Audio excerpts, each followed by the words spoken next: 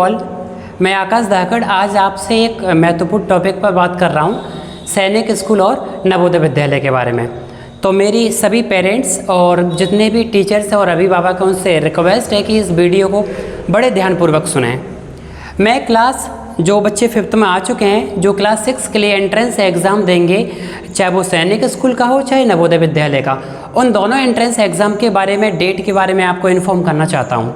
तो प्लीज़ सबसे पहले इम्पोर्टेंट बात ये है कि भारत में अलग अलग तरह के एंट्रेंस एग्ज़ाम होते हैं, जैसे जवाहर नवोदय विद्यालय, सैनिक स्कूल, RMS राष्ट्रीय मिलिट्री स्कूल, RIMC राष्ट्रीय इंडियन मिलिट्री स्कूल और EMRS Eklavya model residential schools. ये पूरे के पूरे स्कूल्स होते हैं जिनमें एंट्रेंस एग्ज़ाम होता है। जैसे RIMC है, इसमें क्लास 8 से होता है, जिसमें ओनली गर्ल्स एंड बॉयज़ दोनों जा सकते हैं और ये स्पेशली अपन NDA की प्रिपरेशन करते हैं। लेकिन जो मेन पॉइंट ये है स्पेशली नवोदय और सैनिक स्कूल।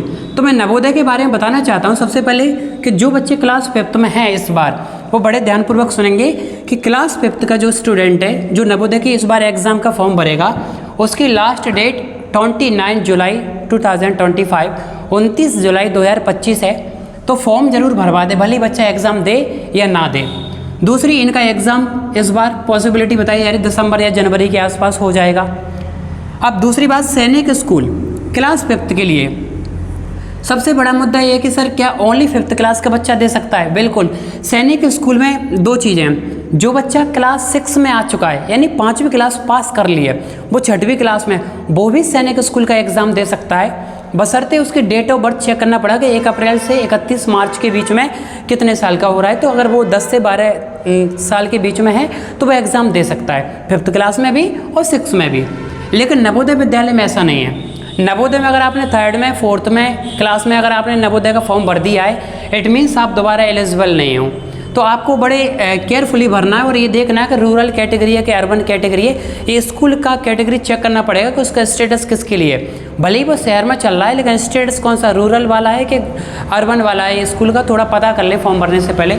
और भी कोई इंक्वायरी अगर इसमें कन्फ्यूज़न हो तो मुझसे पूछ सकते हैं, कॉल कर सकते हैं, नो इशू। तो सैनिक स्कूल क्लियर कट है। 5th क्लास, जो बच्चा 5th क्लास में है वो सैनिक स्कूल और नवोदय दोनों का फॉर्म भर सकता है। लेकिन जो बच्चा 6th क्लास में, वो भी सैनिक स्कूल का भर सकता है, यानी 5th और 6th class. Exam clear cut है। सैनिक स्कूल का जो फॉर्म भरे जाएंगे वो नवंबर दिसंबर में भरे जाएंगे। एग्ज़ाम मार्च अप्रैल में होगा। और नवोदय का मैंने बता दिया 29 जुलाई को लास्ट डेट है फॉर्म भरने की, और दिसंबर जनवरी में एग्ज़ाम हो जाएगा। वही बात करें क्लास 9th के लिए, तो जवाहर नवोदय विद्यालय यानी नवोदय विद्यालय का फॉर्म भरे जाएंगे सितंबर अक्टूबर में, और एग्ज़ाम होगा नियर अबाउट फरवरी के मंथ में, यानी 2026 में। बात करें सैनिक स्कूल की, तो नियर अबाउट जनवरी के मंथ में फॉर्म भरे जाएंगे, देन एग्ज़ाम होंगे आपके अप्रैल के आसपास। ओके, तो ये इम्पोर्टेंट इन्फॉर्मेशन है। तो सबसे पहले जब आप फॉर्म भरवाएं तो उस पर विशेष ध्यान दें, कहीं मिस्टेक ना हो जाए। अगर थोड़ी बहुत मिस्टेक हो गई तो नवोदय का आपका फॉर्म पूरा कैंसिल हो जाएगा। बात की जाए सिलेक्शन रेशियो के कितने क्या पॉसिबिलिटी, अगर नवोदय में आपको फॉर्म भरना तो ये डेट जरूर चेक कर लें। 1 जून 2014 से 31 जुलाई 2016, एटलीस्ट आपको ध्यान रखना इस डेट के बीच में, यानी कि जब फॉर्म भरवा रहे हो तो 31 जुलाई या 2016, उससे पहले कोई सी भी डेट ऑफ बर्थ बच्चे की होगी, इजीली फॉर्म भर सकता है। नवोदय में कोई इशू वाली बात नहीं है। सर पॉसिबिलिटी कितनी क्या है, सिलेक्शन रेशियो कितना क्या है नवोदय का, तो थोड़ा सा समझ लीजिए।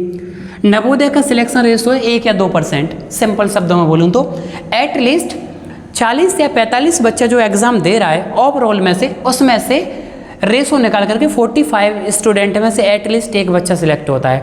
भाई बात करें सैनिक स्कूल की, तो एटलीस्ट 15 to 20 15 से 20 बच्चा जो प्रॉपर एग्जाम दे रहा है, उनमें से लगभग एक बच्चे का सिलेक्शन होगा, यानी 1% सिलेक्शन रेशो है सैनिक स्कूल का, 2% नवोदय विद्यालय का।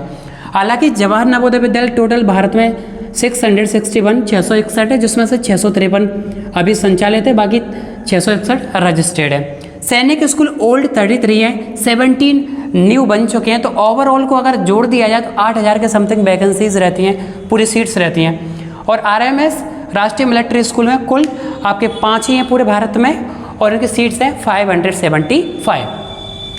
और बात करें RIMC, तो सिर्फ एक ही स्कूल है RIMC जो कि देहरादून में है। एटलीस्ट 160 सीट है जिसमें गर्ल्स और बॉयज़ दोनों के लिए, और EMRS में कम से कम 30-40 हज़ार के आसपास सीट्स रहती है, क्योंकि वो ट्राइबल वाले स्टूडेंट्स के लिए रहता है, जो पिछड़े वर्ग से और अनुसूचित जनजाति वाले जो बच्चे हैं उनके लिए रहता है। तो ये पूरी ओवरऑल एक डिटेल है नवोदय और सैनिक स्कूल के बारे में। मेरा पेरेंट्स से भी निवेदन है कि प्लीज़ एक बार ज़रूर गौर कीजिए सैनिक स्कूल और नवोदय विद्यालय के बारे में। सैनिक स्कूल की फ़ीस रहती है 1-1.5 लाख रुपये से 2-2.5 लाख रुपये के बीच में। वही नवोदय विद्यालय पूरे तरीके से फ्री है, थोड़ा बहुत चार्ज लगता है, अदरवाइज टोटल फ्री रहता है। और ये बच्चों के भविष्य के लिए बहुत इंपॉर्टेंट और बहुत सुनहरा पल है। इनमें से जितने भी एंट्रेंस एग्ज़ाम है सभी बच्चे के जीवन के लिए बहुत ज़रूरी है। 5th क्लास के बाद इन लगभग सभी एंट्रेंस एग्ज़ाम को दे सकते हैं RIMC के अलावा। तो मेरी गुजारिश है जितने टीचर्स हैं गवर्नमेंट या प्राइवेट स्कूल्स में, और जितने भी पेरेंट्स हैं जो इनके पास जितने भी बच्चे हैं 5th क्लास में या और भी 8th क्लास में, तो ज़रूर उन पेरेंट्स तक एक बार इन्फॉर्म करें और बच्चों को ज़रूर बताएं और फॉर्म फिल करवाएं। आई होप समझे होंगे। धन्यवाद।